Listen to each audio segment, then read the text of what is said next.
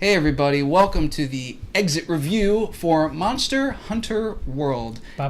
This is our long form review where we're going to go way in depth into our thoughts on the game. If you want to jump straight into the scores, check the description below for the timestamps, but otherwise, let me introduce ourselves. I am Chemist Sean, and with me today is Squire Matt. But a lowly squire. And Thief Onyx. Hello, I steal your hearts.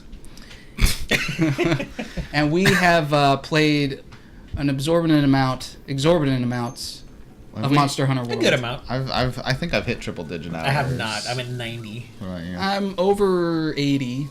So we're pretty high up there. Solid numbers for a Monster enough to be able to do a review, I think. At this point. So.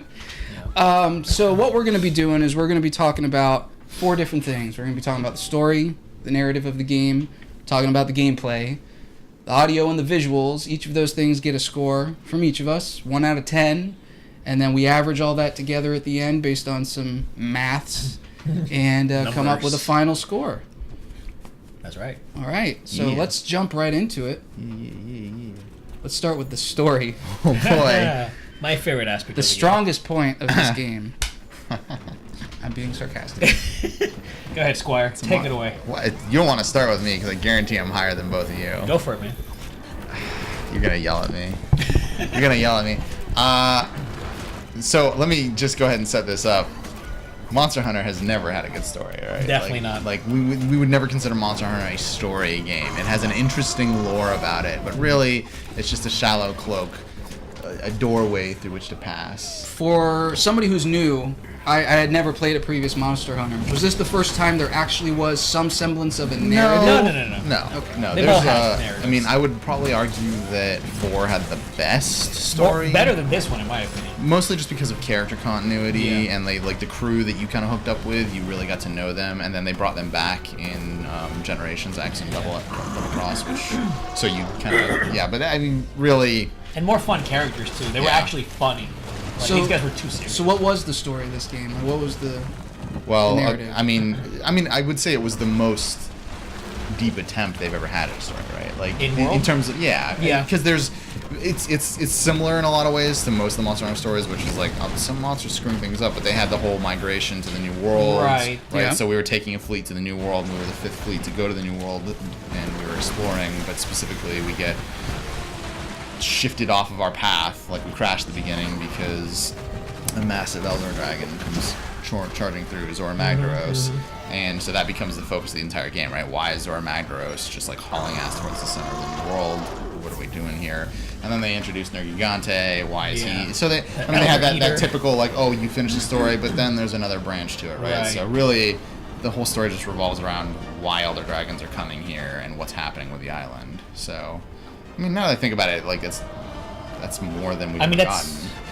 Well, I guess you could say that in 4, and I don't mean to obviously go back to another game. We're talking about World here, but in 4, I like that it's set in the same world, but you have this new monster like giving off this poison and like infecting the monsters, and then you hunt it, you kill it, and then you realize, oh wait, I didn't kill it. It's actually shedding its skin and it becomes an Elder Dragon. You know what? And I would say the tone of that story is pretty similar in terms of like there's a focal monster the whole time. Same thing with Cross and Double Cross. You know, there's the what do they call the 4? I forget their names. Glavenus and all them. But every time it's like, oh, there's a new monster and we don't know what's going on with it. You have to go like figure it out, right? It's like semi-mystery, but really it's just go kill a bunch of things. The thing that World did the best was the execution of the story. So like the story itself was, I mean, narratively speaking, poor. It doesn't do anything like well to like characterize, you know, like the main hunter or the commander or the chief or whatever their names are. Even the handler, I thought she was great. She was cute, but it wasn't anything to say like, wow, like I really, exactly. She's definitely not that But the cutscenes looked great. You can tell there was effort put into them. The graphics in the cutscenes and the animations were really well done. So I wouldn't say like it's all for naught. It definitely did put some effort into the storytelling, It's just that, unfortunately, the narrative has never been strong in those games. So you mentioned the handler. There's a lot of different characters in this game, and even as you're progressing into the late game, they keep throwing new characters at you. And one of the things as a new player to Monster Hunter that I was curious about was, did any of these characters appear in previous games? Because they keep talking about, I'm from the 3rd Fleet, and I'm from the 1st Fleet. And I'm thinking, I'm from the 5th Fleet, and for all intents and purposes, this game is Monster Hunter 5. It's I know the fifth that's not what it is, but it is. It's the So I fifth was generation. curious if... 6, kind of. No. I mean, I guess Cross is a spin-off. That doesn't count. But from It's a great from a escape story style. perspective, I was thinking, 5th game, 5th group of hunters to this island, and I was curious, is this island brand new to the series, or does this exist in Yeah, previous they've never games? Yeah, this is all literally. I think they went with the idea of the new world quite literally. Because it's a whole new engine, new way of playing. And the all game, those characters from the 1st Fleet, 3rd Fleet yeah, are not they're from not. previous No. games. They are all brand new. And I think they wanted to make a big jump from Generations and Double Cross, which Absolutely. were basically they were a tribute to all the other games. They had all the original locations, and all the towns you went to were the original towns from all the other games, and they brought a bunch of characters back. So I think they wanted to jump off from that and go, okay, this is a new fresh start. So, and really, Monster Hunter stories are just they literally all they do is they construct a narrative around creating a new monster. They're like, what makes this monster unique that we're introducing, and how is it interacting with the people, and the how does that environment. impact the story, right? So that's why Matt, when every time he mentions that it has some deep lore, it really does. When you look at the actual lore of the games, I mean, it talks about like ancient civilizations, like the Dragonators, for example. Like those were weapons that were used to hunt even larger, way more ancient dragons and stuff like that. So the game itself, like, it doesn't present it as well as like, say, like a Bloodborne or whatever. But if you take the time to look, it's actually really interesting, the type of things that the game has in it. That's way more fun than the actual stories. Yeah, I don't know what I really expected. I wasn't expecting anything like a 60-hour JRPG of story. I wasn't expecting that at all.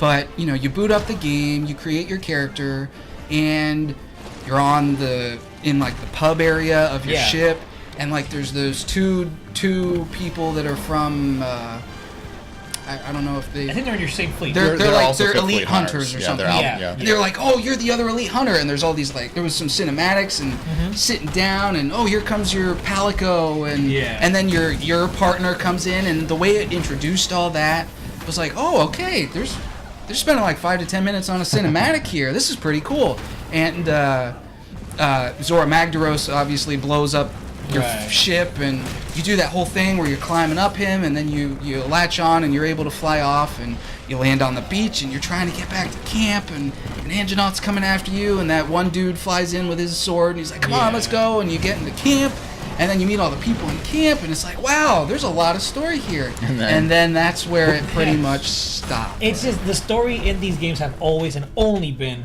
a motivator for you to hunt. That's it. Because you realize once you get into high rank and you take care of the story bits there, it shows, okay, now hunt, now hunt. It's just a way to initially keep you from feeling like you're just accepting quests for no reason. Correct. Which eventually, that's what Monster Hunter becomes, the grind. It's just, I want to hunt this monster. We're going to hunt this monster 8 times. I feel like with just a little bit more effort, they could have made it... I feel like it was easy to make it better. And they just did not. Which, if they didn't have the resources, they didn't have the resources. Here's my thoughts on it, though. Is Monster Hunter's core gameplay is just so strong and it's so focused on what it does that I think in order to really expand on that story, you'd have to add so many mechanics that really don't service the game in any way, shape, or form. Like to create narrative in a way that doesn't feel like it's just sort of a toss-on cinematic or like a wall of text. Suddenly you have to immerse you in a game in a way that Monster Hunter's just not built to immerse you, right? Like it's different. I mean, not necessarily like open world, but like every time it's going to introduce a new monster, like all your characters are going through this discovery of new monsters together, and they've each got their own personalities, and different things are happening. I mean, there is some story where like when you go to Wildspire Waste for the first time, and you're with the researchers and you're pushing the cart, and it's like, I wanted to see that every time I fought something new in a story quest. And a lot of the times it just came down to walk into the area, flip around for a few times, and now go hunt. I wonder whether that is different too for new hunters versus like veterans, because to me, even the amount that was in there, I found myself getting annoyed. I just wanted to get through. Like I was already in the power level grind, right? Like I was already thinking about how do I get to HR 29. Like, so for me, story in any Monster Hunter game is just it's just a hindrance. It's just something for me to smash my finger on the button through. But I understand with a newer player, you're coming in, you're used to all these really story-driven games. It would be a little bit off-putting. So like some of the scenarios were really cool. Like I loved every time Gigante came up with the Zora Magdaros. I thought that was a nice touch because it's like not only are you fighting off a really boring fight, Zora Magdaros, but Gigante is kind of like part of that. So it kind of adds to that chaos. Right. Of the fight. Like, oh wow, there's this other Elder Dragon on top of this thing fighting me. So it kind of added more to that epic feel. Yeah. It's just, I think, they're trying to be more cinematic because they've never really done it like this. Yeah. Well, they knew they had to be for a flagship console and a big American release. I think for a potential sequel, like, you know, not a G rank version, but more like a World 2 where they, you know, new story, new areas and stuff. If they do that, maybe they can work on well, they did the little RP spin-off game. I forget what it's called. Stories. Yeah, Monster Hunter Stories. Yeah. And I think that's the kind of thing, like, if I was going to play them, I'd love to see a story-driven game in a Monster Hunter world, but I wouldn't want it to have Monster Hunter's typical gameplay, because I think that would just get, like, those two things just feel like they clash with each other, so... I mean, I can understand, like, if you want to go into grind mode, so you're just going out into the wilderness and doing, quests? Yeah, but what's... Expeditions, thank you. Or investigations or something like that. No story involved. You drop in, you drop out after you finish the match, and you're on your way. But the first time you do a story match, it had it in there. I mean, there were clips of it in there. I just thought you know what? Honestly, it's funny that they went away from this, but in my opinion, a better system to do this would have been genuinely separating the campaign. They wanted to put the campaign, the single-player content, with multiplayer. Mm-hmm. And I think that also affected it, whereas before, literally, the single-player was its own separate village, and the multiplayer was a hub. We'll get to the single-player multiplayer separation and gameplay. Yeah, definitely. We'll talk about that in gameplay, but I think that's also partly why this happened, and I think that's probably why the story suffered. Because if it had been a single-player 100% story, I feel like they could have done more with it, instead of incorporating, we have to put in multiplayer the whole time. Yeah. Which, whatever. What did you guys think about the big bads as far as the story went? Because you build up, so there's the main story and then there's the post-game story.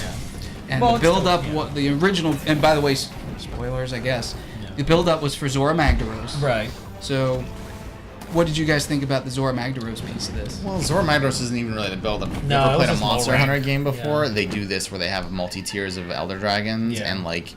Generally speaking, there's one, like, that's your low-rank Elder Dragon. So, like, he's meant to be a narrative device that leads to something else. And also, they had to have one of those, like, giant Elder Dragon fights in there, which... If you think about, like, the history of those specific types of fights in Monster Hunter, it's not the most tedious one. They get way worse. It's not, but it ain't no Gogmazios. No. That was fun. I'm thinking of... Jenny Moran. Is it Dan Moran is the sand... Dan Moran? So we had Jen Moran, which was in 3rd gen. Which one's the sand shark? They were both sand sharks. Okay, yeah. So Dan Moran would be the one that I think... Dan Moran was kind of more boring. That was in 4th gen. For you in general. Yeah, so those would be like the best examples of that. Those are so much fun. But then, like, what's his face, who's just like constantly walking forward through walls? I'm always forgetting the names.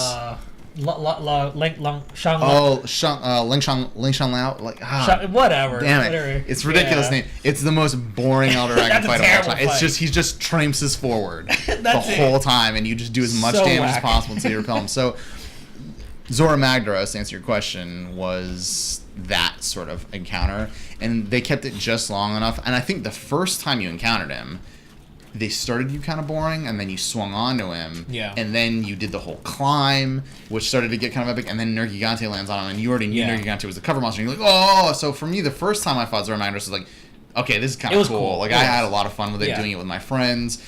The second time and every subsequent time that he popped up and I went and ground him, like, it was like, okay, I figured out how to get this down to a 15-minute fight. Like, I know how to run from cannon to cannon, like, unloading other people's shells, and it just, after that, got boring, so. But Gigante is real. I gotta say, man, Gigante, like, the fact that he is what they call the Elder Eater, like, talk about a badass monster. Not only is he cool looking, not only is he tough and hard, but it's like, Dude, I eat Elder Dragons for They a made him living. What's up? intimidating. Like, I thought what? his ramp up as the big bads Yeah. go was the best part of it. His music, his theme song alone was like, yeah, no, this is good.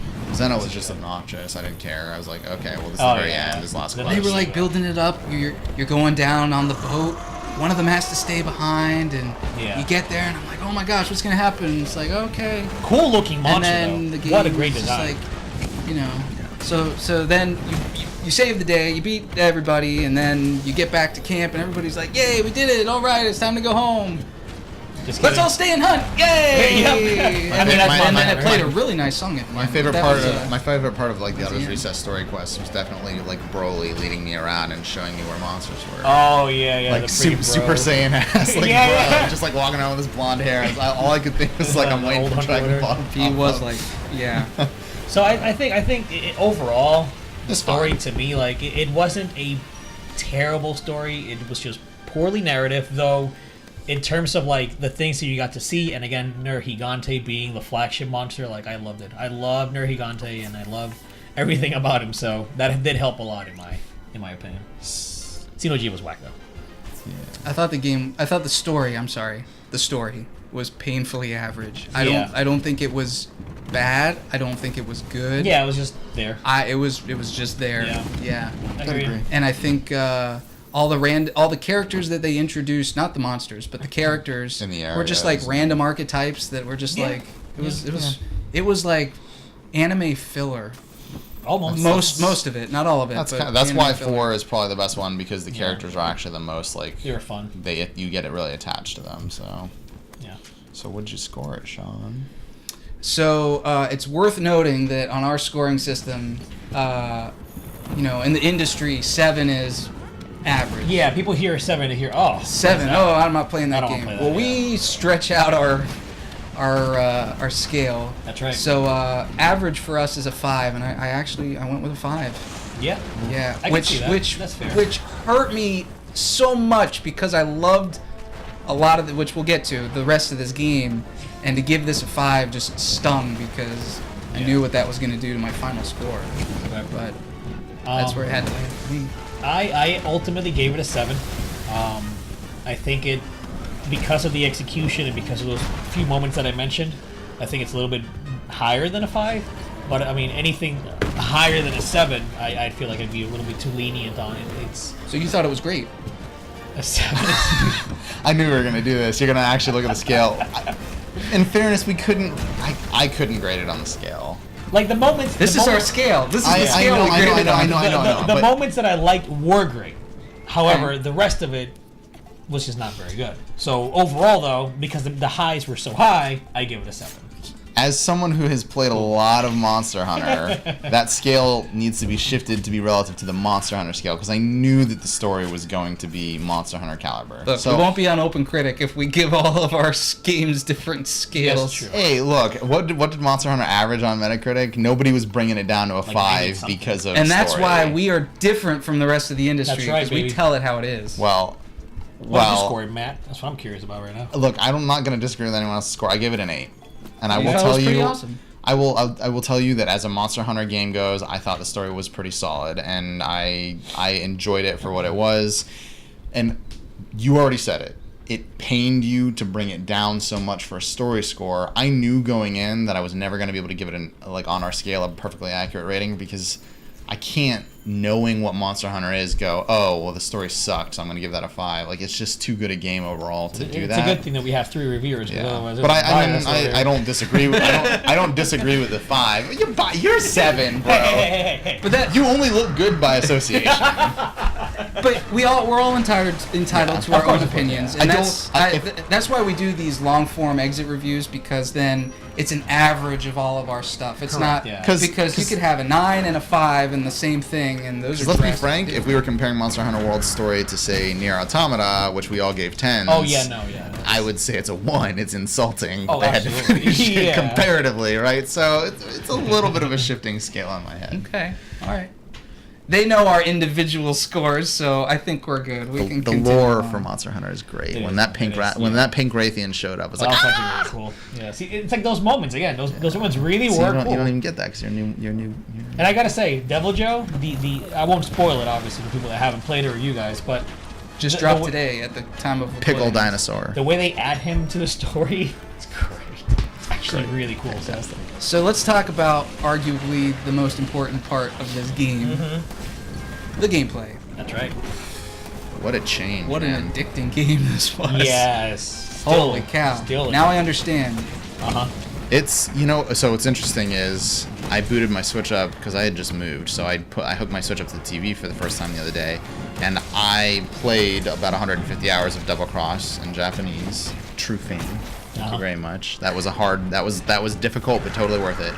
And I did boot it up. I'm gonna pat myself on the back. Honestly, no, it was totally worth it. No, like I it was. talking about Oh, yeah. bun? Yeah. I look like a friggin'. Oh, samurai. Let's not talk about so it was interesting booting that game back up for things like visuals and gameplay and audio and just sort of comparing it and going, oh man, I don't know if I could go back. I don't think it. Now, I really don't think I can. to be fair, I think there are gameplay factors that I miss from Cross and Double Cross, specifically the hunting styles. Right. Like, there's a greater depth of combat gameplay there, but that being said, I don't think that it was it wasn't a negative thing that they took those out. It would have been too much for new hunters, and they brought new elements into each of the weapons. Man, tell me, Onyx, because, Yep. I mean, I don't want to leave Sean out in any place, but I've got to ask you this question, because you played all the other ones. Tell me that the weapons aren't just, like, the perfect version of themselves with all the additions that they made. For World, absolutely. Like, I was blown Absolutely. away at how good, like, longsword and hammer and all these, like, longsword has always been the simplest, most accessible weapon. Very that gets simple. boring too quickly because there's not a lot to do with it. And hunting styles open it up, but the two moves that they added to it in this game, Which just were, well, you didn't play longsword, but it was like, the dodge, Yeah, the which you could dodge. then use to charge up your spirit gauge, which they improved. which they improved, improved it and with then the they have the dash. crazy like stabbing launch downward Yes. slash Yeah. that adds a new mechanic to the way you charge your. It was so much better though. It made that weapon feel aggressive and badass in a way that it had. I mean, Right. there's a reason it was the most popular weapon in the game. So, you- so what's Go that? ahead. Oh, okay. Well, I was gonna say like the gameplay. If you break it down, it's divided into three main things, right? It's the you hunt, you loot, and you prepare for the next hunt, right? You craft, yeah. Yeah. Yeah. So it's Eating some meat. yeah. So the game has a lot of systems. You've seen there's a ton of systems in this game. The weapons is obviously one of the major systems in the game, and each weapon being different. Each weapon having different types of like, not only just gameplay, but like different like mechanics. Like the longsword, for example, has a gauge, which is the spirit gauge. You charge it up, and then you boost it up, and then you get more damage out of it. You have the insect blade, which has another type of buff that you have to like take harvest parts of the monster. And for the insect glaive, they added dust clouds for your kinsect, and that made such a Awesome. big difference because now everybody gets to participate. You can throw a healing effort, you can throw a poison, paralysis, blast, and not only do you like hit the blast cloud or whatever to affect it, but anybody else can. Yep. If they need a quick heal, hey, just hit the cloud, man, you'll be fine. Yep. They did So- that with every weapon. Like Yeah, Charge every single Blade, one. they gave you the Sword Infuse, which made Sword and Shield feel more useful than it ever had, as opposed to just a way to charge files and unload on the monster. Like Switch Axe got the attaching Impale Elemental Discharge. Hammer got some Hammer got some really good cool, moves. instantaneous, like, build up a lot of damage really quickly moves, as opposed to, oh, you whiffed, sorry. Every Yeah. single weapon I felt like got that kind of treatment, which was great. I thought the open world was much better. Yeah, the fact that loading screens never actually bothered me in the old games, and honestly, loading screens were useful in certain ways. Like tactically speaking, if you're about to die, get out of there. But in this game, yeah, you're right. Like not having the loading screen and just kind of chasing the monster really did give feel to that. I'm chasing this thing down. Like I see it running away, which is really really cool. Tracking it down. The environmental interactions I thought were fantastic. And all those like the vigor wasps, the poison plants, like all those little things they added to the environment too. At first I was worried. I thought, okay, they made it a little bit too easy, but it really wasn't. I mean, I don't know. I And they think can backfire on you too. Like you can the get poison poisoned flowers yourself. will poison you, Yeah. and the paratoads or whatever they were called. Yeah, if you were rebalance it there, really well. you're screwed. Yeah. The monster interactions. Yes, I Turf cannot Wars, get like- over how good that stuff was. Like the way, and they each had unique personalities. There were monsters that would not fight other monsters; they would focus you, and there were monsters that would get super obsessed with fighting the other monster. Right? God, monsters Even hate within each other. species, right? Like I fought the double-tempered basil geese the other day, and Yeah. they were going at it. Like it was Yeah. awesome to watch them. Or when Rathalos like picks up an Anjanath and like flips him in the air and fireballs him into the ground, or Dude, even when we were hunting the black Diablos Yeah. and the regular Diablos, I didn't know they had a freaking turf war. And then on top And then we of see that, it, like, what? And then the next week, I found out that Black Diablos and Raytheon had a turf war, and I haven't was like, seen "Oh that my one. god!" Like I couldn't believe it was just those moments were really. It felt less like a game at that point because Monster Hunter is a game of gauges. Everything is just filling a gauge, basically. Yeah. You're filling up knockout damage. You're filling up mount damage, right? Like you're filling up materials to make your gear. You're filling up files. Like that's really the way they design Monster Hunter is to be. There's a hidden gauge behind everything that you do, and you're Especially constantly with the getting monsters. towards it with diminishing returns. So, to be immersed in that way and have it feel so natural was Yeah, Turf Wars was a fantastic addition to the game. It made the game world feel, like an actual ecosystem, which was really cool. I'm curious as to what Sean's like. What was your favorite part about Yeah. just the systems in general? Coming to it as a new player, not having any baggage from the old games. Well, so as a new player, I stuck with one weapon for better or worse. Which happens. My first game, Nothing I wrong literally with that. only longsword. I stuck with hammer, and man, did I get good. I loved that thing. Yeah. I love just the power you feel when you do a full up charge and then you start sliding down towards a monster and you leap up and you just spin head over heels, boom, boom, boom, boom, boom. It just felt so Yeah. good. It's a crunchy game. The feedback is great. Yeah, the it's feedback, got the real feedback good that it gives feedback. you is fantastic. What I really liked about this, not necessarily in how you actually play Monster Hunter versus the other two games I'm about to say, but I really liked the mental approach you had to take to the monsters in this game relative to games like Shadow of the Colossus and Bloodborne, in the sense that each beast, if you've never fought it before, is a puzzle. Right. Not to the extent of Shadow of the Colossus. Right, definitely. But you got to figure out what's its weakness if you don't know. What are its movesets going to be? When is it going to enrage, and what happens when it does that? Or is it going to run off and try to snack on something to get some stamina back? Where is it going to go in the environment, and how is that going to impact you while You're you're, right, like while where you're fighting does it it? sleep and stuff. Yeah, You know? and so there's that piece of it from like trying to figure out what it's going to do and how you need to react, and then the actual moment to moment. Oh, it's swinging, so now I got to dodge this way, like you would in Bloodborne, where you know what their tactics are going to be, and you have to be able to say, okay, dodge, hit, back out, depending on the weapon that you've got. And Because in Bloodborne, it's very reactionary, right? Yes. In Bloodborne, like, even if you fight the monster or the boss enough times, you still have to have those. It does have those, like, almost cheap moves where it's like that comes out so quick, either you react or you don't.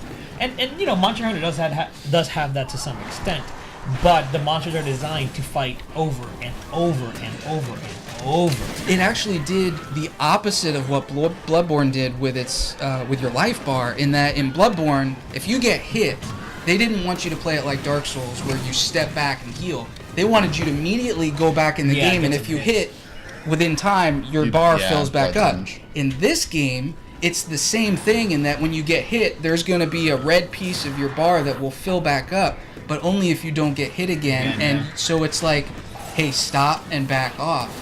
So it's trying to say this is not an action hack and slash non-stop game. You're supposed to retreat, reorganize yourself, and then go back in. And even So I like even that. the attacks too, like they're slow. Everything in the game, in all of Monster Hunter games, Calculated. exactly, Yeah. exactly. You can't just wildly swing and think you're gonna like be successful. You have to think, okay, now that here's the opening, now I can hit its legs and stuff. Which again, I just think about this too, like each part of the monster reacts differently. If you keep hitting the legs over and over, they're gonna topple over. If you keep hitting the head over and over, it's gonna break, and then you'll be able to do critical damage on it. Cut off a tail, it's gonna have less of a wind, like less of a range Right. when it does its tail swipe. It's so methodical. I freaking love that. Two of the things that they always do really well in Monster Hunter, I think they did an outstanding job of compared to the other ones in this one, was that they scale really well. Like, from the beginning of the game to the end of the game, how good you feel about your skills is incredible. And every time you get a little cocky, they find a way to check you. They're like, oh, I'm good at this. And then they hit you with a monster. It's like, wow. And then you spend time and you get better gear and you get your weapons up and you learn them. And then you get to the point where you can whoop that monster's ass. And it's never more evident than if you go back to some of the early quests and you two-shot like a Jaggeris, you know? Right. And it's like, oh, this is a joke. And then they introduce you to an Elder Dragon. And it's like, my God. At that point, it's like, oh, this thing can one-shot you. Like, at this point, you have to be perfect. You cannot afford to screw up anymore. Especially those tempered And then monsters. Eventually, even with them, it's like, oh, well, Nergigante was a nightmare when I first fought him. And then eventually it's like, I got this. Like, I did a multiplayer hunt, like, a week after I'd fought him for the first time, and we murked him. Like, I couldn't believe how fast it was. And then tempered monsters come in. And eventually, hopefully, G-Rank. I'm sad that we don't have one. Man, if we had G-Rank from the get-go, we'd be in the hundreds of hours at this point. Yeah. My last compliment to the game would be that the things that they simplified, I was worried about, but were excellent. Like the fact that they added damage numbers in for weakness areas, I was worried about. I'm actually really happy about that. The new mounting system was very different, and I actually ended up really liking it compared to the old one. I agree. As a hammer flying through the air, I loved mounting. It was a little more. It was a little less like calculated and a little more natural. Absolutely. The gathering system was easier. They simplified a lot of recipes, which was great. God, yeah. Crafting in general. The fact that you could move while you healed, which really worried me. The wish list. That being said, there were odd choices. I'm glad you had There's to some segue. really like dumb things that I don't understand why they like for every great change they made, or for every couple of great changes they made, there would be one that was unfathomably stupid. Like burying something weirdly in the interface. For instance, your hotbar being organized like it used to be. Your box and your hotbar matched each other perfectly all the time. They always organize that. That was always so weird. It threw me off for whatever so long. stupid reason in this game, the hotbar was just randomly organized however it was, and you had to go like 3 menus deep to organize it. And every time you change your loadout, you have to do that again. Why? I don't understand why they did that. I think, and this is just obviously anecdotal, but I think that it was because of the radio bar, the radio menu. Yeah. That thing is one. Okay, like 60 I never hours. used it. 60 hours into the game. It is actually kind of good if you start using it. 60 hours into the game, I'm like, mistakenly, I haven't, because you know when you sheath your weapon, to sharpen your weapon, right? You gotta put your weapon away, sharpen, and then go. Right. By accident, I hit the radio and I started just sharpening without putting my weapon away. And I'm like, oh my god, this is the best thing ever. And now I'm just like, god, sharpening. But as is typical for a Monster Hunter game, they never explained any of that to you. There were a lot of things that I looked on a video on YouTube of some guy going, oh, here's 10 cool tips that you didn't know about this game. One of the things that drove me nuts was every time I got back to camp, and my bags are full, and I gotta sit there and one by one dump them back into the chest. And he's like, no. Set up a loadout. Yep. Which I guess if you guys had played it, you probably figured that out. But I didn't. It took me 10, 20 hours before I'm like, oh, so I just go up to the chest, reset loadout, and it just puts everything automatically in there. And I would say that's a strike. I mean, in a lot of ways, Monster Hunter sometimes unnecessarily makes things difficult to figure out. And having to go watch videos for it, it can be a little obnoxious. Absolutely, sometimes it's great. Sometimes I want to be able to discover things, like when it's the puzzle of the monster, but not when it's not my like a menu interface. thing. Right. Yeah. So that's a little obnoxious. But did you ever make loadout for your weapons, like for your equipment, where you can like? Yeah, you can do equipment loadouts. You can literally have like a loadout for dragons, for for wyverns or whatever. I saw that I could, but I never really needed to because I would just get. Well, you had the what I thought was more the best max armor, and I would just use my armor spheres, max it out, and I just. Which wasn't running into any trouble. The new armor, he was playing like min-max. Yeah, but the new armor skill system was a vast improvement. I loved the new armor way system. Better. The decorations. It used to be you basically had to build an entire set of armor to get skills. You could mix and match. You had to get like 10 points in the skill to get the first rank of it. Yeah. And then another 5 to get the second.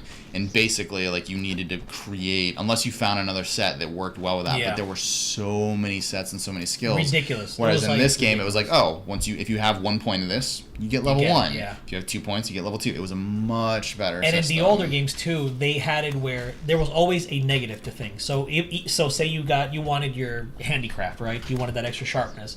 You could get handicraft, but then that armor set that gave you that would have a negative skill. You might lose 10% of attack, or you might have less health. Like every single armor set had a negative point. You usually have to gem out. But these were all pretty much positive. Right.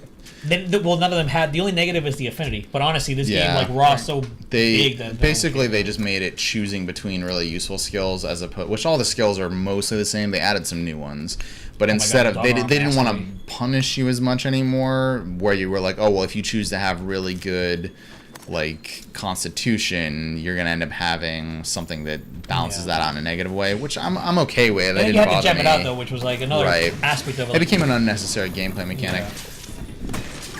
We'd go on forever. I mean, there's a lot of good stuff. The one thing that I have to say though, that I'm really disappointed in, and shame on them for not getting this figured out, is the way that they did the single player multiplayer was fine for when you were not in the story. Yeah. But the fact that you had to witness your cinematic before anyone, both of you had to witness your cinematic before you could come together. They basically made it where you could not go through the story with people.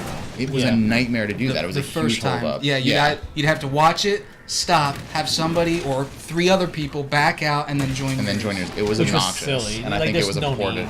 And they did fix this, but originally you couldn't. Like they just fixed literally you could go back to the gathering area. Yeah, like that was stupid too. It's like I don't want to have to go back to single player area, travel back up to the gathering area. Like they didn't do a good job. I went once to the gathering area. See, it used to be for multiplayer, you were always in the gathering area together. You started in that area and you did everything together. It was very accessible. I can't believe how poor the multiplayer. Why did you guys go up there in this game? In this game, we only went to check it out, and then we did a few quests from there. But it would always boot you to the main camp. It's meant now they added the option to go literally. Oh, that's what it was, to go back up there instead of the main camp. It literally, if they did, like, if you started, like, I'm happy they wanted to put everything together. I think it was a cool step in the right direction, but because of that, the Gathering Hub almost felt like it was unnecessary because, like I told you before, in the other games, the multiplayer was only found in the Gathering Hub. On the fact that there's no smith up there, like no smith, you can't even craft armor up there. There wasn't a smith in the other Gathering Hubs though. It was like they were like super close. There was an adjoining room, which was your personal room that was instance off, so you were still in the Gathering Hub, but you walked into your room and it had your tent, your box, your smith, your armor, like all that stuff. So you were right there. So after a hunt, everyone would run into that room, and then you'd come back out. There's still much more. I just thought that the one area they were going to get way better in was online. In a lot of ways, they did. The SOS system was very cool.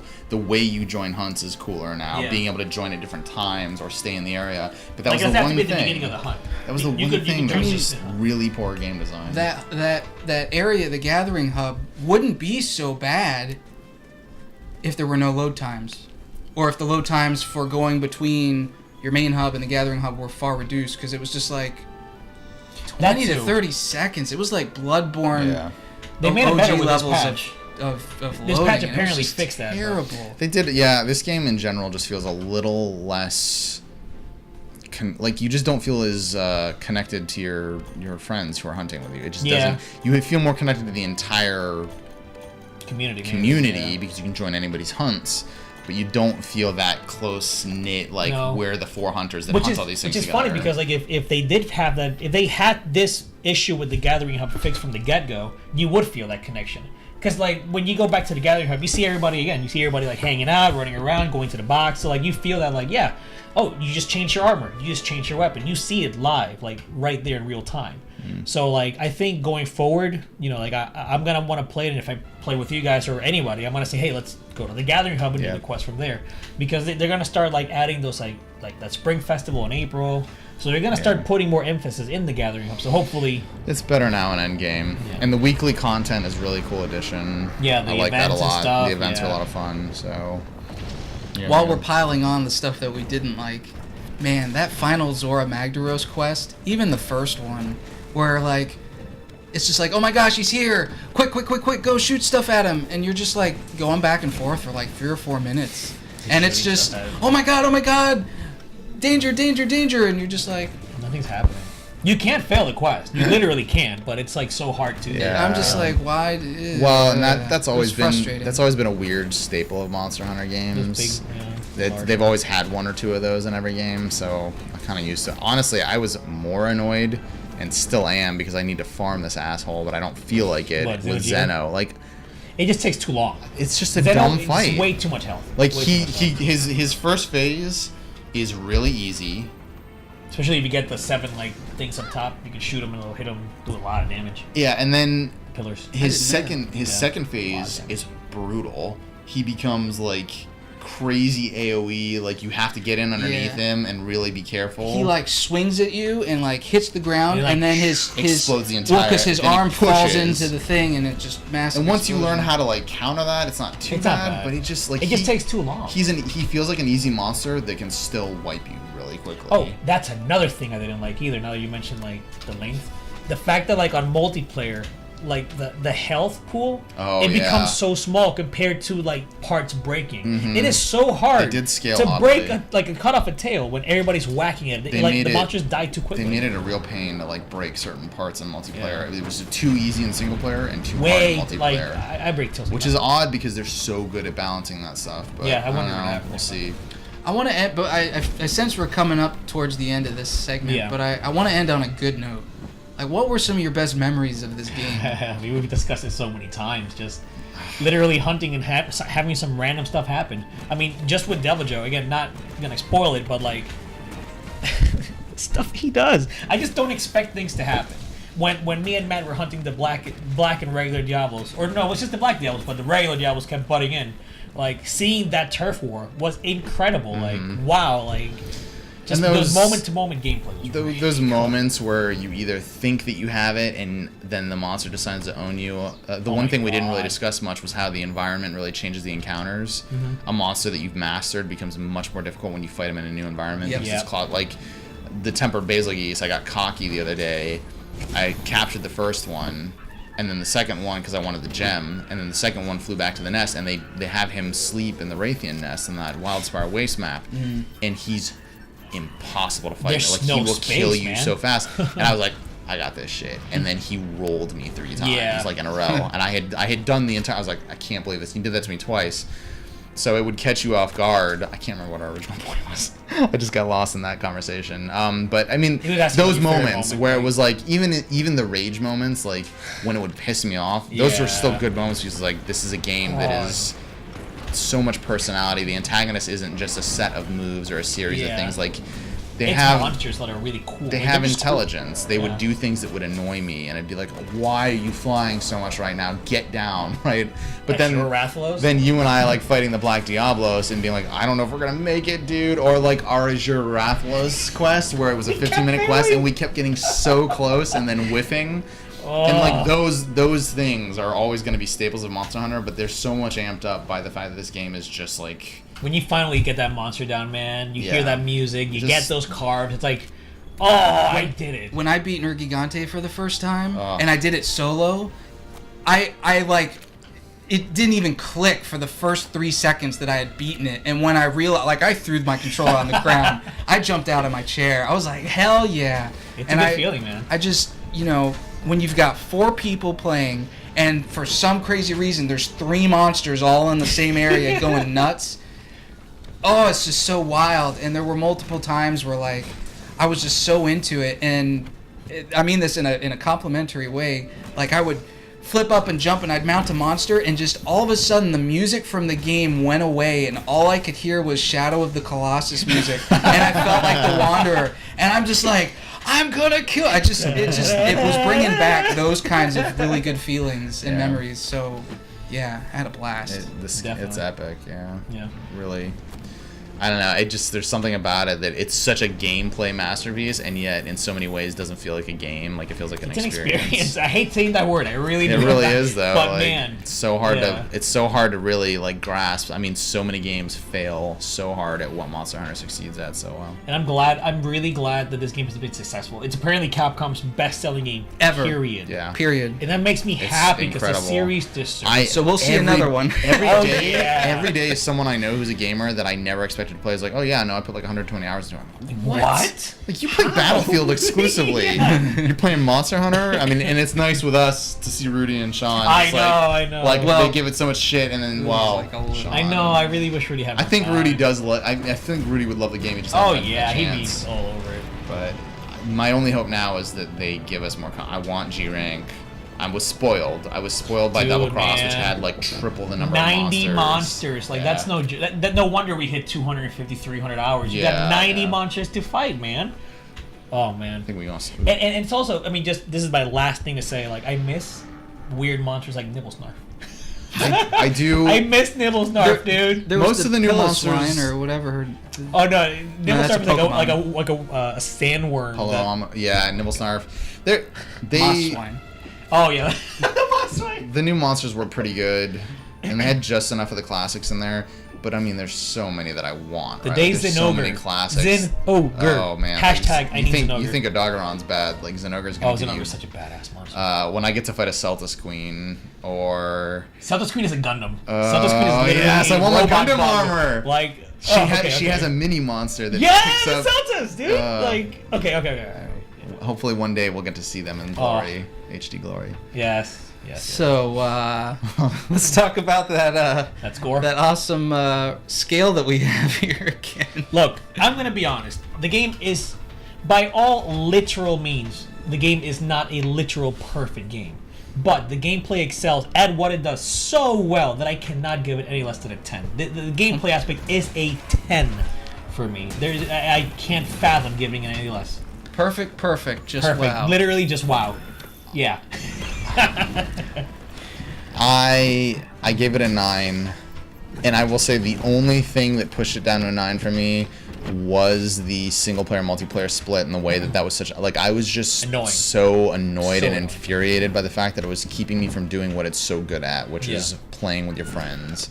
That bothered me so much and felt like such just a stupid thing to release with, and they haven't patched it. I'm like, this is a really good game. They may never change it, and it'll never really matter again because I'm never gonna go through the story again. But really, you're looking back now. It really was like, oh man, so close. Like it really could have been, because most of the other things you complained about, I can totally forgive. But that's the one thing I couldn't let go and say this is a 10. So.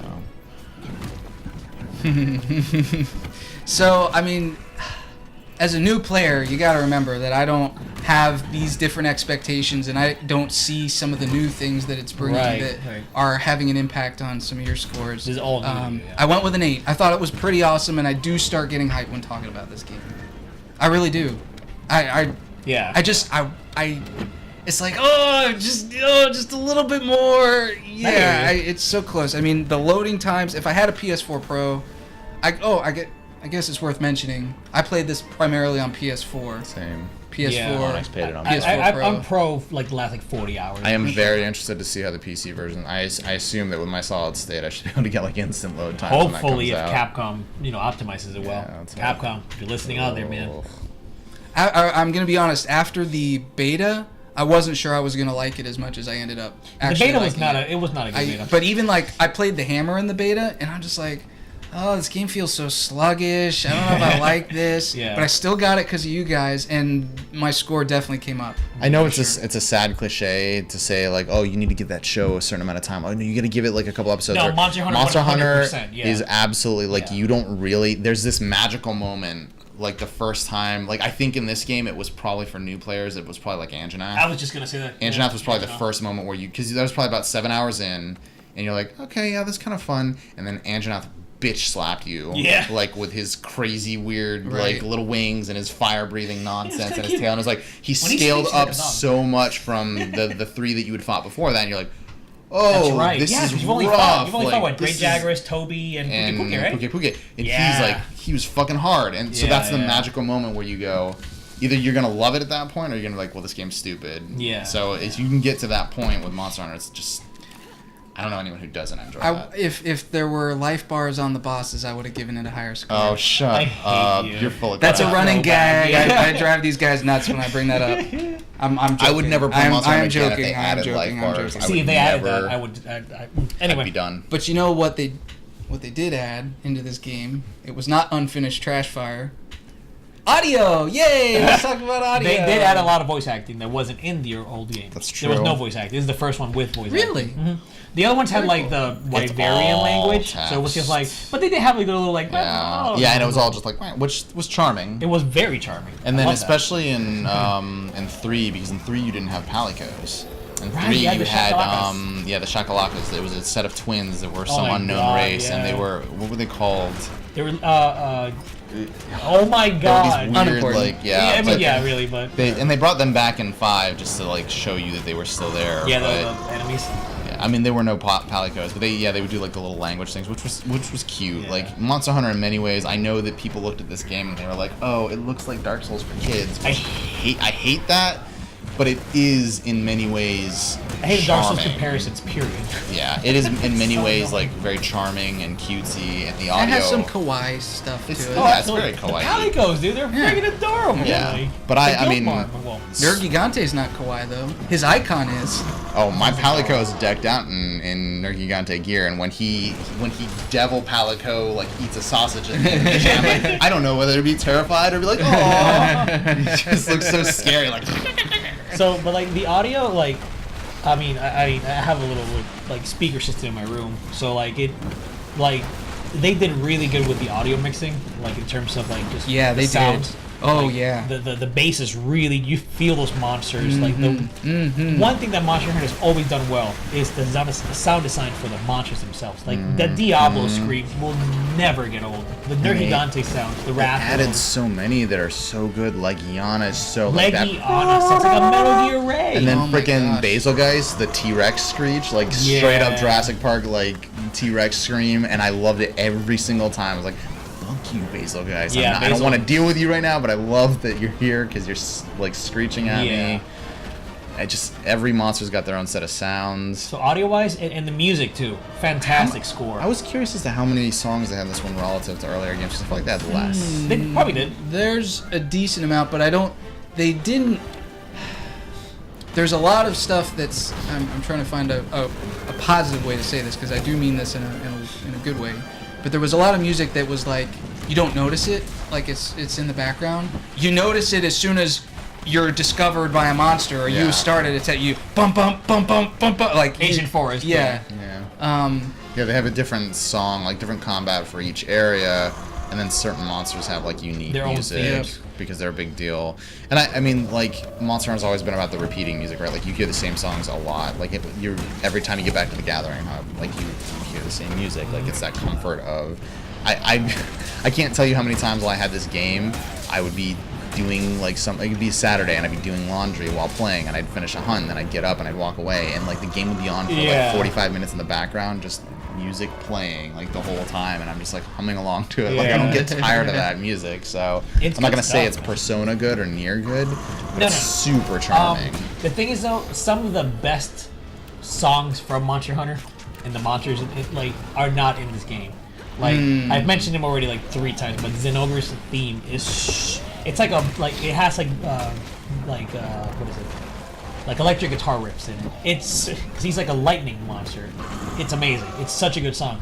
Brachydios has a good theme as well. Brachydios, Like yeah. Diacris has a good theme. Like there's a lot of monsters that aren't in this game that have fantastic theme songs. By the way, we don't have a category for this. We should have a category for like linguistics in games, because Monster the Hunter Wyverian? like all the different like names of monsters. Tell me this. Oh, I gotta give props because to they the had friggin' so many localization new. team. They had so many new monsters, Yeah. and you're so used to the names, and they're all these crazy. You know, they're all foreign names, and we know them so well, right?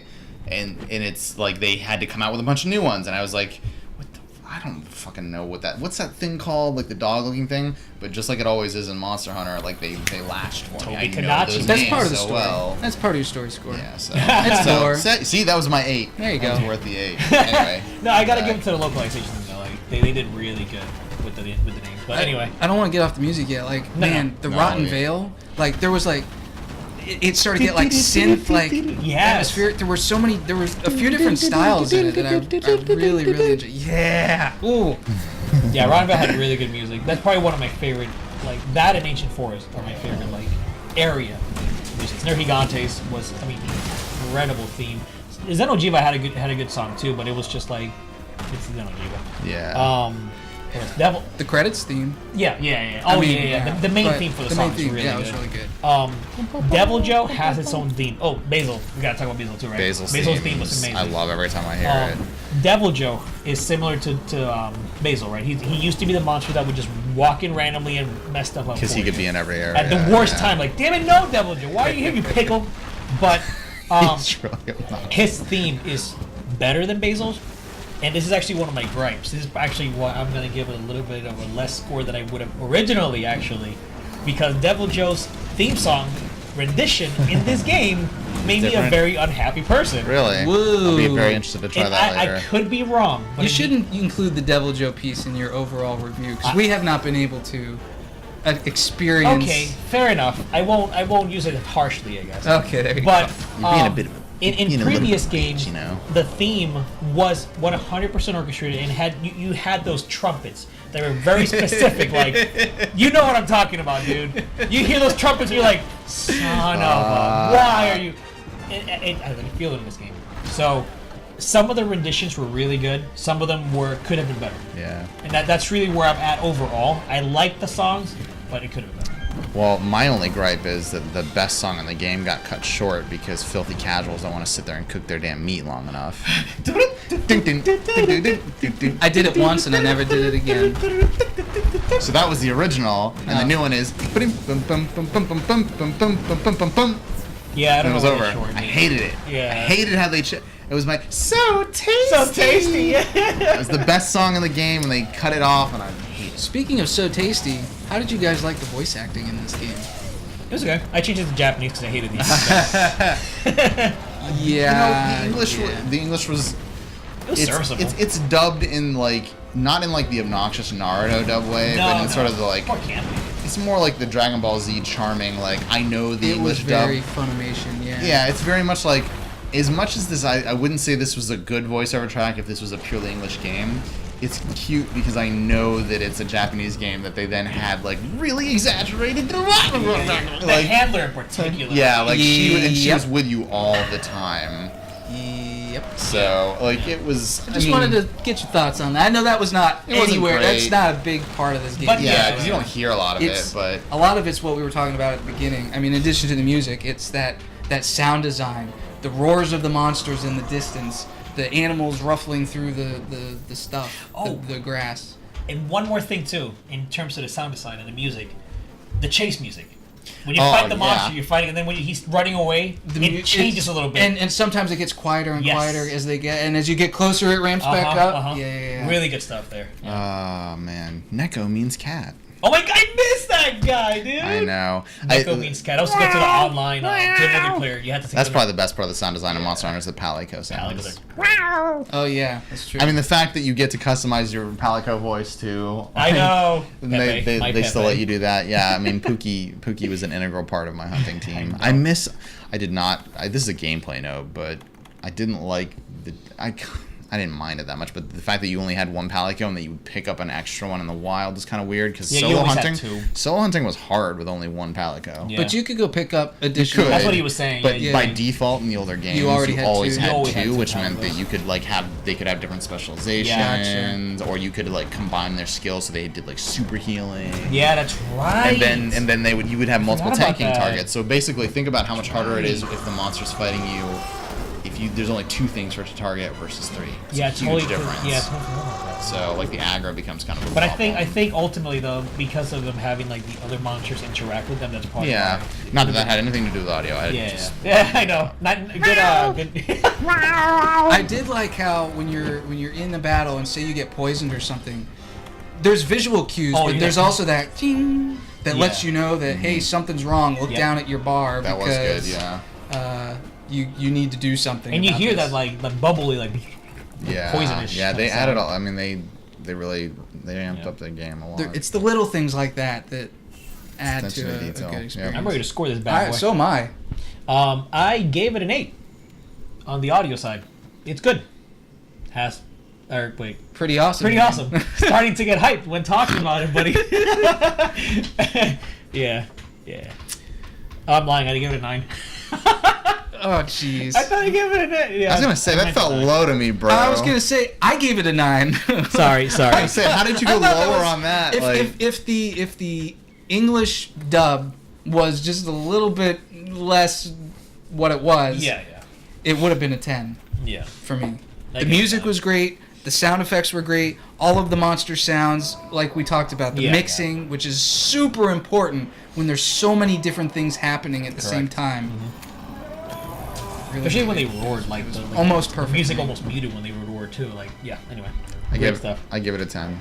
Nice. To me, it was, look, it still gets me, and when I'm sitting there and my girlfriend is sitting on the couch, like, watching me hunt, and it's quiet and we're running around, and like I've got surround sound, and you hear like the freaking Vespoid like flying behind you, like the little like right behind your head, and she's like, and then all of a sudden out of the right corner, you're like, oh, Basil Geist is here. I couldn't not give it a 10. It was too good. It still gets me every single time. Can somebody on the internet take that sound effect and like mod it into the game? Every time, baby. I'll do everyone, baby. You list the monsters, I will do them. I don't give a shit. Put me all over the internet, please. All right, shaking my scales off. Let's finish this off. Let's talk about the visuals real quick. Well, not even real quick. Let's just talk about the visuals. Yeah, it looked good, man. Oh man, seeing those monsters, and you don't have that connection for the older games, but like seeing those monsters in glorious HD, finally, like vast improvement. Oh my! Like the first time I saw Rathalos, genuinely, the first time we saw Rathalos, wow! I was just like, and you had a wow. I was just like, finally, look how beautiful this thing is. Because I'm so used to seeing PS2 graphics on a 240p screen. You know. What was the last time it was on even on a major like a non-handheld console? Was PS2 was Monster Hunter 2? Okay, so it had Monster Hunter 3 Ultimate got ported to the Wii U, and it did have HD assets, so the monsters actually looked good. Which was basically the same as the Double Cross Switch release. Same engine, literally. Yeah, similar in terms of it looks like a mobile game, but it's higher res. Which the Double Cross port looks really good compared to like if you go play Generations on 3DS, they are pushing the boundaries of what that console can do. Portable Third did get a PS3 version too, in Japan only. Oh, okay. I never saw that. That was on PS3. So the only thing that I can really compare it to in terms of like AAA quality HD graphics is there is a, funny enough, not Korean, a Chinese Monster Hunter MMO. Oh. That is built in CryEngine. Yeah, the Crysis engine, man. That thing looks which really is still a ridiculously. I mean, for the longest time was the standard. Like CryEngine made the people still use Crysis 3 as like a benchmark tool, right? So gorgeous engine. I thought that if you've ever gone and looked footage of that game up, like their character creation engine and all that, especially before we saw this, like and it's like, PC, it's stunning. Like it looks, and you get to see a lot of the more classic monsters. So that's the only real benchmark I have for this. But I mean, we're comparing this to a 3DS. It looks. They're squeezing so much out of the PS4. I cannot wait to see it on PC. I mean, it's a visual feast. There's just so much that they can put on screen at a time, and it's hard judging aesthetics of an art design, like objectively. Like it's almost entirely subjective, and the objective piece comes into the technical stuff, which we can talk about later. But I was so immersed into the world of this game. It did really good. It was the visuals, number one, how much level of detail there was in the world, number two, but the animations of the monsters. I'm so glad you say that because it's even in having those crappy textures for so many years, the animations were always like, perfect. Damn, this game looks good. Honestly, it took so much time. And I was concerned that they would screw the animation up going to a major console, but if anything, it feels, the timings feel identical both for the monster moves and for the more than anything. Dude, the monsters are so impressive. I always think of the Rathian and Rathalos tail swipe. Like that just looks. The weapon animation, you don't think about how important that. We talked about the feedback loop. Mm-hmm. Like I know neither of you play Charge Blade, but what would be a good example for Hammer is when you do your charge, you can feel it. There's no real feedback, but you know when you're about to do that, and you lock in your full animation, and you know so instinctively when that's gonna happen. Things like Monster Hunter creates a feeling and an instinct. That's why the life bar is so important that it doesn't exist. Because no. This is important. It's a good When point, you though. play Monster Hunter for long enough, you get to the point where you can predict when things are going to. They're like, Yeah. I know the next mounting attack's going to get me a mount. Oh, yeah. I know Oh, yeah. it's going to happen. Yeah. I know. Here comes dude, the KO. the monster's- There it is. It's about to limp, dude. I can tell we're so close, and so much of that I think comes from the visual feedback. I find it funny you bring this up because you reminded me. I think maybe twice throughout the whole 80 plus hours I played did I ever think, how is he not dead yet? Yeah. Because of the visual cues. Yep. You know it's coming. And I think Nergigante was one of those times. Yeah. I was like, come on! Yeah. Like animation is bar Key. none. I don't think there's a game that has ever been animated better than I Monster mean, Hunter. but you have to have it because of the lack of life bars. Because how else are you gonna tell your players they're doing work? It's fighting. You know? It's fighting game level of animation. Like Yeah. where that frame perfect timing, where everything feels so important to it. It's not just we did an animation and then we cued a hit to it. Like it was like no, this needs to be I this just many love. frames I love long. seeing them break apart. Yeah, I love seeing the parts breaking. I love seeing them Can we limping. talk You're about like, oh, he is so how close to dying. good the new effects look? Yeah. All the things like the big stuff, like the elemental amp discharge for a charge blade. Holy shit! Like Yeah, the like, first time that I unleashed, and then waves of earth came flying up, and then I got my Rathalos Axe Lion blade, and the next time it was fire shooting out of the ground. I was like, oh my god, this looks incredible. Or like Even the insect glaive, dude. Like when you're the powered break up, effects or the explosion effects, yeah. or like when a monster gets poisoned now. It used to be you just saw purple bubbles. Purple bubbles. They're- They they ooze droop, freaking yeah, and yeah. the particle effects. Oh, it's so beautiful. really Like good, man. And I loved how they framed every time you encountered a monster for the first time. There was a cinematic. Here it is. Get ready. name, too. And here's the name. Freaking I don't know how you pronounce it. You guys correct me. Is it Teostra? Teostra. Teostra. Teostra. Wow, this fire lion thing. Yeah, I was just dude. like, oh Teostra's my a god, badass monster. what the hell? And That you was- just the yeah. heat rippling and The first time I flames. ran into him wasn't story related. It was like I was doing I forget what it was, but I somehow ran into him like doing a multiplayer quest, and so whether or not you've seen him or not, you get that regardless. Like even if you haven't seen him in your story, you're still gonna get that. And it was so great because he's literally there's a part where when he's just hanging out, he's just sitting on all four like a good dog, like this, and it just zoomed in and it gives you Teostra. And I'm just like, I was just in awe, like wow. He's a perfect example of the changes too, because like He looks good. he's always had the fire aura, and Oh he's my always had God. blast, and blast was always a very like kind of it was just like a little puffing animation, and the Yeah. fire aura was just like this red circle around Yeah, but him. now, man. And now it's like he Those emanates particle fucking fire. Like Yeah, he's yeah, just yeah, this yeah. regal, like horrifyingly intimidating thing. And God, Amazing They monster. didn't go overboard with it. It's like they always knew what they wanted this to look like if they ever got a chance to make it on a next gen console, and they were like, okay, now we've got we the know what to do. power. Yeah. Right. So I mean, even like as annoying as he is, Kushala hate Kushala. I knew you were Diora, gonna and bring his him up. fucking weather effects, like Stupid when wind. he'd spawn a tornado. Yes. Yep. He would spawn that tornado and he'd be occluded behind it, and you'd see him and you'd be like, You see like a shadow. this is like what it feels like to be a criminal and have Batman like come swooping out of the mist and beat your ass. I know you had a good experience. with him. Nergigante does that too. When you get him into his back area and you wake him up, and you continues fighting, he'll go flying he through breaks the wall, and then In he the turns, mist. and you can just see his silhouette Silhouetted. in the smoke, and you're just like, oh, I'm Oh. sorry. You guys, sorry. you guys need to get to Devil Joe because his dragon I'll do it breath. tonight. Oh my Is there- god, his dragon breath looks so good. Is it? Yes. Yeah, he's always had the dragon breath, which we didn't have any dragon effects Yeah. really in this game As a- comparatively. So As a huge Bloodborne fan, what's the name of the one that cuts your health in half?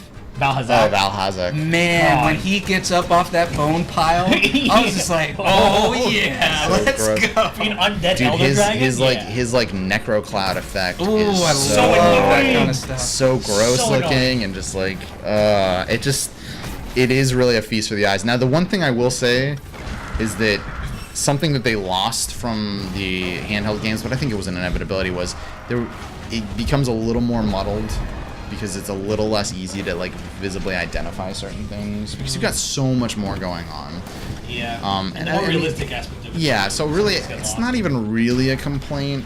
it may have just lost a little bit of that visual clarity, like shinies. I feel like shinies were so easy to lose. Most, yeah, they were. They used to be so obvious in the old games because it was just glimmer. It's just like glimmer. Yeah. Oh, now, like when you would knock a shiny, when you get a shiny, it'd be like really easy to lose track of it. Or if you cut a tail off, like cutting off Basil Geese's tail in Rotten Vale, and you're like, anything in Rotten Vale. Fuck is that tail? Yeah, like yeah. it looked really good, but then you're like, I just want to find this. And you see it that it's in close proximity. That something. Yeah. And you're just running in circles, and it's like, oh, it disappeared. Oh no, it's back. And you guys know that it is on the minimap, right? You can see. I know, but to me, some of us don't have 4K HD TVs on it. Some of us are playing on a computer. But regardless of that, something that I think I learned last year, and I will use Zelda as the reason for this, Breath of the Wild, when they had the Pro mode, right? And I've never played Breath of the Wild with the map on.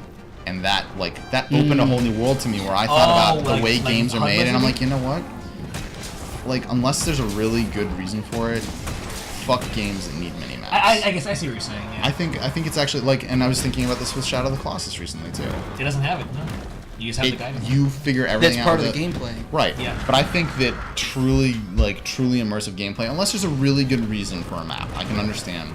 But like in Monster Hunter, when do you ever look at that mini map? I never. If you need the map, you open up the full map. Only to put the right? Like you would open up your whole map to be like, okay, what area is something in or something. I've noticed multiple times throughout this exit review that we're actually talking about mechanics from the Souls series.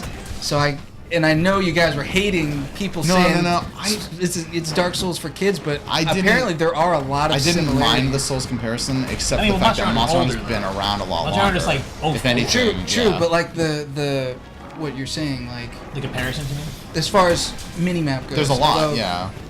I just the minimap was never in the game anyway, because Monster Hunter never had a minimap. It was added for World. That's not true. Is that true? Is that true? That's not true.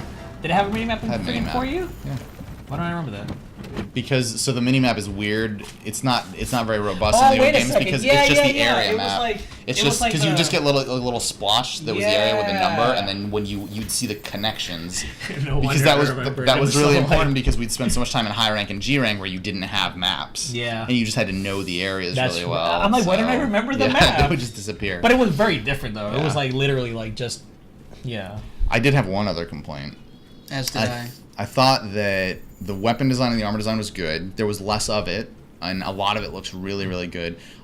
I think it's a step below the handhelds. I think that there's absolutely. Like a lot of the classic sets looked like the Rathalos and Raytheon sets and things like that. They just didn't look as good in this game. You can see where they try to get more realistic with it because the art style was more realistic, but it just lost some of that anime style. Dude, even the hammers though, like some of the hammers are here's a hammer, here's a steel hammer, here's a hammer with feathers, here's a hammer with they had like 3 or 4 models for most of the weapons, and then they would build off of them, and then they would get unique towards the end of the chain. I'm totally okay with that. But one that I thought was unforgivable, you already don't have anyone playing this weapon because Hunting Horn? Hunting Horn is so your brother played it, yeah. My brother plays Hunting Horn. Great so weapon. Sad. It's a great weapon. It's so useful, and you always love when someone plays it. And honestly, I know you were like, whoa, what are these buffs? They made it really, really cool in cross and double cross with the hunting styles because it got more interesting to play it. They let hammer users down. There is not a single cool looking hammer in the game. What? There's like 2 models. There's like 2 or 3 that are good, but a lot of them are just blocks. The hunting horn models are awful. They're just stone blocks. The Devil Joe one was cool though. Some of them have horns. I just felt like some of them have flames. I felt like it was really sad. It was just like, wow, why the fuck would anyone want to play this? I don't know, is the Rathian head still in this game? No, they took those out. See? For the hammer, literally the Rathian weapon was a Rathian head. It was the skull of a Rathian. A lot of the old I think it was Rathalos, but a lot of the old hammers, like the first hammers you get would just be like a Yonkaku. Yeah. Yonkaku head on a hammer or a Rathalos head. Yeah. So I was a little disappointed in that. Some of the weapons are just really funny, like in the old ones, but it's alright. I mean, I do agree though. Definitely like long sword, great sword, charge blade. Like they got the love in terms of design. Insect Blade got a few good ones, but a lot of them tend to be like. Except for the Nergigante charge blade, like it's like a broom for your freaking. Oh sword. yeah, the Xeno'jiiva stuff looks cool too. I like the Xeno'jiiva weapons. I haven't seen all those yet, but I had frame rate issues. Yeah, it was inconsistent. It was like up in Legiana's nest. My frame rate felt like it was 60 frames per second. Like when you were in that closed space and she's like whipping around and blowing out ice, it's like, whoa, this looks fantastic. Why doesn't the rest of the game look like You this? know, it's because down in the unlocked. lower levels, it's like it's not quite tick tick tick, but it's Yeah. You know what I noticed? noticeable. They don't remove a lot of things at distance. That game really strove to give you a scale, and I think that did hit the frame rate. They were trying to for squeeze sure. because the first time no popping, I can't I noticed, I didn't see and it any was in popping Coral. either. It was in Coral Highlands because there's so much elevation. I was like coming out of an area, and across the map, just like, and almost what looked like the background, like an area you couldn't get to, I saw Palamo like fly up and flitter across and land. Yeah. I was like, oh my god. Yeah. The monster AI, legitimate, like, it's not like they make him randomly appear. No, he's legitimately AI existing on the hanging map, and I see him. Like, they could have easily had that be, until you're within, like, a certain amount of feet, you're not going to be able to see the monster. Like, no, he was 400 yards away from me, like, on the other side of the map, and I saw him. So I think that must have been kind of punishing on the frame rate. And monsters do interact too. Like that's Yeah. the thing, like even You- if you would come even up if on you're them and not they'd be seeing fighting it, they're each other. fighting. Yeah, like that also it does take taxing. So I imagine that must have been taxing them a on lot the- yeah. visually, like just putting a lot of taxing on the system, especially because consoles rely so heavily on their CPUs, not their GPUs. So, but I agree. Yeah, there were some. I would notice that I would actually go above 30 frames every once in a while. Yeah, those that's brief what he's moments where you're saying. like, Yeah. ooh, this looks like really pretty. Yeah, look like this for. Yeah. Don't stop. That's Yeah. one Keep thing. going. Like, the frame rate in that game is unlocked, even for Yeah. pro. Like, Yeah. there's times where I'm like, I'm hitting 60 This almost all the is time. why But then I'm I- like 35. I hope 40. the PC port is good because I would love to It'll play probably that be on my unlocked again. my 2K You need to. 444 hertz, Yeah. like in 90 frames per second, just buttery smooth. I would love that. especially Also, with its advice for people animation. with pro: play it on performance mode. 4K mode is back. Yeah. It really is. Was there anything else you guys wanted to chat about regarding the visuals? No, No? the game looks good. It is real pretty. Very pretty. I'm gonna go first this time. Go for it. I gave it a 9. I gave it a 9 for the visuals. I think Man, at the that's close to perfect. The frame, yeah, the frame rate held it back a little bit Yeah. for me. You know, I played it on that screen right over there, which for those of you who 27 can't inch. see on YouTube, yeah, it's just my computer It's a monitor. normal 24. Only because of where I was at the time. Wasn't in this awesome podcast room. That's right, that's right. I didn't have a house at the time, but so that's where I played it, which kind of sucked, but. Yeah. I was able to appreciate the finer details even at 27 inches. Yeah. Well, you're right. It was really just the frame rate that I had an issue with. Yeah. I also give it a 9. I mean, really, it wasn't even anything technical that detracted from it. It was more of a design thing. I felt like in an effort to make it look pretty, they lost some character. Not in the environments, not in the monsters, I can see that. a little bit in the armor and a little bit, and especially in the weapons. And I think the hunting horn was the one that really, I was just like, Hunting horn come really. on, man. Like they crap in this did game. recycle a lot of models in those areas. It felt like maybe they could have taken another 6 months on the game to really push out like some of the assets to flesh them out a lot. Because really, that whole game is about gear. Yeah. You want to look cool. Exactly. So it's armor was good. The yeah, armor designs was were pretty. good. I mean, aside from a couple, like some of the Rathalos and Raytheon ones, I thought it was like, why did you make the choice to make me look like an old school knight instead of? Haven't they always been like that though? No, Rathalos and Wraith? Rathalos looks like a freaking samurai, man. You remember the original Rathalos armor? Like, It looked similar to me. But then again, I play female, so I don't know. Maybe female. oh, maybe yeah. Maybe I'm that's- used to the female I'm so looking used to that the male way. armor, so. Yeah. But yeah, that was so. I mean, I thought it was really close to perfect especially for a console game. I gave it a 10, man. Wow. Wow. I gave it a 10. I think that Mario Kart 8 visuals, it was not. Rudy. I mean, yeah, it's pretty. It's as close to perfect as you can imagine. It's a good friggin' looking game. Texture-wise, I mean, I did play it on the Pro too, so technically I didn't have any issues. It was nothing I 40 did get hours. to briefly play it on your Pro. That's right. That's right. I that's right, was that's right. very annoyed with you for letting me do that. So it looked good, and honestly, the monster designs are good. Yeah, the weapon designs really were kind of annoying for other players more than myself, but I think overall the game looks phenomenal. So, yeah, I'm good with it. Yeah. Wow. Let me make sure I actually gave it a 10. I did. So now we're moving on to our final scores. We don't have to drop those just yet. If you need help figuring Yes. out the math, I got them right here. Thank you, sir. But what are your final thoughts? Monster Hunter World, was it what you wanted out of this game? Oh yeah. It really was. I think it succeeded in ways that I didn't think it would. Especially with the, it wasn't only going to be high rank, not G rank. A much more limited number of monsters, so I thought, like, I'm really going to get 40, 50 hours out of this. And here I am hitting almost double that. So, yeah, it is definitely everything I wanted, and way more. Yeah, it was definitely what I was hoping for from this game. It was in almost every way a successful launch of it, and so much more well supported by the community than I expected it to be. I did not. Best-selling Capcom game just ever? did not see the hype being as big as it was, That and is it's pretty crazy. It's not one of those things where you're like, oh, this is I was into it before, where you're like, I'm gonna experience Hunter. It's like, no, thank you, everybody. Like, welcome to the team. Like, be a part of this. I want people to be playing this forever. The community in the Monster Hunter series has always been 3 really years cool. from now, right before the next one comes out, I hope sooner than that. But like when the next one's about to come out and I jump on and I'm like, I randomly want to hunt something, I'm hoping that there's still thousands of people playing it, so that there are people who need to jump in. What about you, Sean? Since you First were the newcomer, man. I wasn't sure what to expect. I think it exceeded my expectations. I really didn't think I was going to like it as much as I did. It's not, I think, really, it all came down to the story, which really impacted my score. Score. Bleh. If I almost feel like they should have just not even included a story in this game. If they didn't include a story, my score would be really, really high. And that's unfortunate, because I think this game is a game worth celebrating because of some of the things it has done.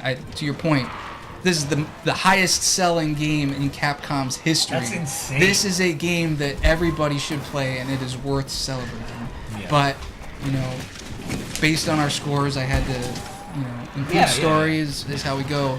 That's fine. That's fine. It's frustrating. It's still a fantastic but that speaks to the power of this game. When I'm frustrated with the score that I'm giving it. Yeah.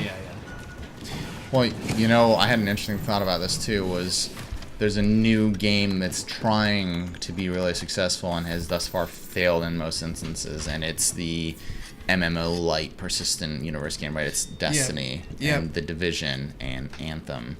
And thus far, Anthem hasn't failed yet. Anthem's not out yet. But I think we're all relatively skeptical about whether it will actually be the 10-year success that they're hoping it will be.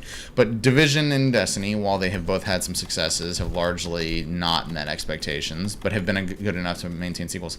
And really, at the end of the day, Monster Hunter was always doing the thing, like the core gameplay experiences that those games wanted to be good at. Monster Hunter's been doing them for years and just hadn't done a AAA version of it in a long time. And Capcom can monetize it too if they want to. They could literally say, "Hey, $10. Give me $10. Here's Devil Joe. Yeah. Give me $10. Here's the unfortunate truth is Japanese developers don't really do DLC, that they don't support, and they had already very clearly come out and stated with Monster Hunter World, we are not going to treat this like Destiny. This is not going to be a 3-year supported game. No we're not going to we're not going to dump content on you constantly. That's why that rumored list of like classic monsters that came out, I think is purely a rumor. I just do not see them adding 12 more monsters to the game. I would love it though. I think we maybe get like three or four. Heck no. Dude, I just don't. But you know what? It's okay, because it means that they've built this structure now. They have this to layer on top of for the next one. Maybe we get the day G rank comes out, back. Man. Like maybe we get Ariel back, and maybe we get stuff like that. Maybe. Who knows? Like this guy, but